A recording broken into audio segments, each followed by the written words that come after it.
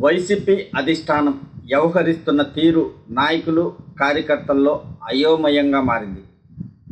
గత కొన్ని రోజులుగా రాష్ట్ర మాజీ ముఖ్యమంత్రి వైసీపీ అధినేత వైఎస్ జగన్మోహన్ రెడ్డి పులివెందుల ఎమ్మెల్యే పదవికి రాజీనామా చేస్తారు, కడప పార్లమెంటు నుంచి పోటీ చేస్తారని విస్తృతంగా ప్రచారం జరుగుతుంది.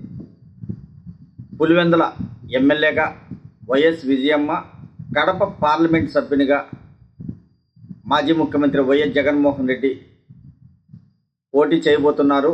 త్వరలోనే ఆయన ఎమ్మెల్యే పదవికి రాజీనామా చేస్తున్నారనే ఊహాగానాలతో పాటు సోషల్ మీడియాలో ఈ వార్త విస్తృతంగా చక్కర్లు కొడుతుంది.